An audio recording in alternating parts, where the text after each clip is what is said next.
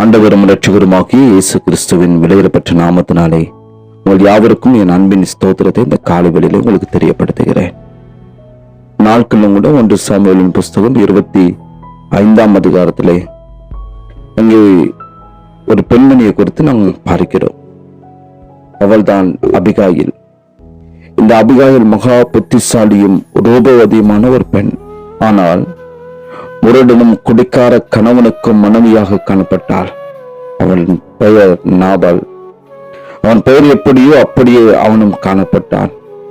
மேலும் நாம் பார்க்கிறதான பொழுது அவன் வேலியாளின் மகனும் வைத்தியக்காரனுமாக காணப்பட்டான் என்று சொல்லி நாம் 1 சாமுவேல் புஸ்தகம் 25ஆம் அதிகாரம் முழுவதுமாக வாசிக்கிறதான பொழுது அறிந்து கொள்ள முடிகிறது. இங்க நான் பார்க்கிறதான பொழுது இங்க ஒரு பெரிய சம்பவம் நடக்கிறது. தாவீது தன்னுடைய ஊழியக்காரர்களை நாபாலிடம் அனுப்பின பொழுது அவர்கள் தவறாக நடத்தப்பட்டதை அறிந்தவுடன் மிகவும் கோபம் கொண்டவராக அவர்களை எப்படியாவது அழிக்க வேண்டும் என்று சொல்லி தாவீது முற்படுகிறார். தன்னிடத்தில் வந்த தாவீதின் ஆட்களை அவமானப்படுத்தி திருப்பி அனுப்பினதை பார்த்ததான இந்த நாபாலின் வேலைக்காரர் அங்க நடந்த சகல விதமான காரியங்களும் இந்த நாபாலினுடைய மனைவியாக காணப்பட்ட அபிகாயிலிடம் அவர்கள் சொல்லுகிறார்கள். இந்த வேலைக்காரன் கூறினதான அந்த வார்த்தை என்னவென்றால், இப்பொழுது நீர் செய்ய வேண்டியதை கவனித்து பாரும். நம்முடைய எஜமான் மேலும் அவருடைய வீட்டார் மேலும் நிச்சயமாய் ஒரு பொல்லாப்பு வருகிறதாய் காணப்படுகிறது. இனி நடக்க போகின்ற காரியங்களை நீர் கவனித்து பார்த்து அந்த அபிகாயில் கவனித்து பார்க்கிறார். அடுத்த நிமிடமே மிகுந்த தீவிரத்தோடு கூட அந்த அபிகாயில் செயல்படுகிறார். தாவீதுக்கும் அவனோடு கூட காணப்பட்டதான உடன் அந்த வேலையாட்களுக்கு தேவையான உணவு பதார்த்தங்கள் எல்லாம் எடுத்து சமைத்து அவைகளை எடுத்துக்கொண்டு ஒரு சில வேலையாட்களை தனக்கு முன்பாக அனுப்பி பின்னாக இந்த அபிகாயில் கடந்து செல்கிறார். தான் செய்கின்ற காரியங்களை தன்னுடைய புருஷனுக்கு கூட அவள் அறிவிக்கவில்லை. காரணம், அவளுக்கு தெரியும் இப்பொழுது சொன்னால் விளைவு விபரீதமாக போய்விடும். அபிகாயில் புறப்பட்டு சென்று தாவீதை பார்க்கிறதான பொழுது தாவீதுக்கு நேராக தரையில் முகங்குப்புற விழுந்து அவள் வணங்குகிறாள். மேலும் நான் பார்க்கிறதான பொழுது இந்த பாதகம் என்மேல் சுமரட்டும் என்று சொல்லி ஒருவர் பழிய மற்றவர் சுமப்பதை அல்லது ஏற்றுக்கொள்வது என்பது மிகவும் லேசான காரியம் அல்ல. இது கடினமான ஒரு செயல். நான் வாசிக்கிறதான பொழுது அபிகாயில் ஒரு சாதாரண பெண் அல்ல. அவள் ஒரு தொழிலதிபரின் மனைவி. ஆனாலும் அவள் தன்னை அறிமுகப்படுத்துகிறதான பொழுது உம்முடைய அடியாள் என்று சொல்லி தன்னை முற்றிலுமாக தாழ்த்துகிறாள். அவள் ஒரு பெண். அவள் சொல்வதை நான் ஏன் கேட்க வேண்டும் என்று சொல்லி அவளை அலட்சியப்படுத்துகிறவராக தாவீது ஒரு நாளும் காணப்படவில்லை. அவள் என்ன சொல்லுகிறாளோ அதை பொறுமையோடு கூட தாவீது கேட்கிறவராய் காணப்பட்டார். விளைவு என்னவாயிற்று? தாவீது விருதாவாக இரத்தம் சிந்தாமலும் பழி வாங்காமலும் தவறு செய்யாமலும் பாதுகாக்கப்படுகிறார். மேலும் நாம் பார்க்கிறதான பொழுது நாபாலும் அவன் வீட்டார் அனைவரோடும் கூட அங்கே பாதுகாக்கப்படுகிறார்கள். தான் தவறு செய்யாமல் தடை பண்ண தேவனால் அனுப்பப்பட்டவர் தான் இந்த அபிகாயில் என்பவரை அறிந்தவராய் தாவீது அபிகாயிலை பார்த்து சொல்லுகிறார், உன்னை இன்றைய தினம் என்னை சந்திக்க அனுப்பின இஸ்ரவேலின் தேவனாகிய கர்த்தருக்கு ஸ்தோத்திரம். நீ சொல்லிய யோசனை ஆசீர்வதிக்கப்படுவதாக, நீயும் ஆசீர்வதிக்கப்படுவாயாக என்று சொல்லி தாவீது அபிகாயிலை அங்கு ஆசீர்வதிக்கிறது நான் பார்க்கிறோம்.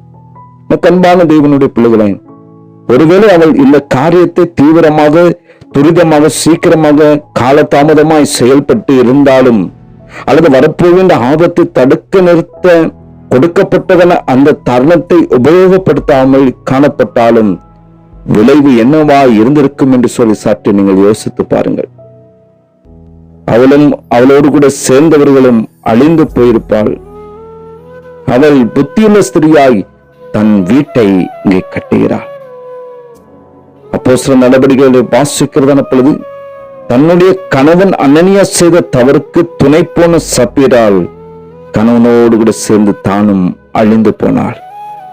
ஆனால் இங்கே பார்க்கிறதான பொழுது தன்னுடைய கணவன் நாபாலின் தவறுக்கு துணை போகாத அபிகாயில் தானும் மீட்கப்பட்டால் தன்னுடைய மக்களையும் அழிவிலிருந்து மீட்டெடுத்தாள் என்று சொல்லி பார்க்கிறோம்.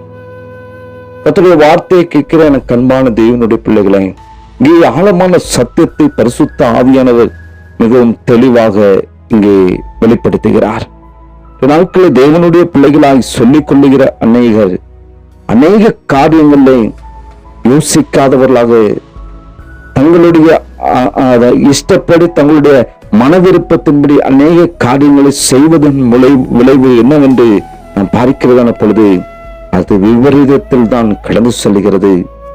சற்று தெய்வ சமூகத்திலே உங்களை அர்ப்பணித்து தெய்வ சமூகத்திலே முற்றுமுடிய தாழ்த்தி பரிசுத்த ஆவியானவருடைய அந்த ஆலோசனை கேட்டு ஒவ்வொரு காரியங்களும் செய்கிறதான பொழுது கர்த்தர் உங்களுக்கு அதற்கேற்ற ஞானத்தை கொடுத்து சரியான பாதையிலே வழிநடத்துகிறவராய் காணப்படுகிறார். இங்கே அபிகாயிலுக்கு ஆலோசனை சொன்னவர்கள் அங்கு உடனிருந்த வேலையாட்கள். அவள் அப்படியே வறந்த எல்லா விதமான ஆபத்திலிருந்தும் தன்னையும் பாதுகாத்தாள், தன்னுடைய குடும்பத்தை பாதுகாத்தாள், தன்னுடைய மக்களை பாதுகாத்தாள்.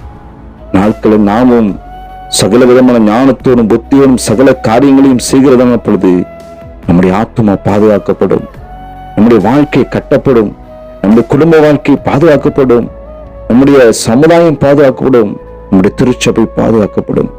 எந்த காரியத்தையும் எடுத்தோம் செய்தோம் என்று சொல்லி நம்முடைய மன விருப்பத்தின்படி செய்யாதவர்களாக பரிசுத்த ஆவியானவருடைய ஆளுகைக்கு அந்த காரியத்தை தெரியப்படுத்தி அவருடைய ஆலோசனைப்படி செய்கிறதான பொழுது காரியம் சித்திப்படும். தேவ சமூகத்தில் அர்ப்பணிப்போம். பரிசுத்த ஆவியானவர் உங்களை வழி நடத்துவா. நேசிக்கிற அன்பின் நல்ல தகப்பனே, இப்ப ஆசீர்வதிக்கப்பட்டதான இந்த காலை வேலைக்காக நாங்கள் உமக்கு நன்றி செலுத்துகிறப்பா.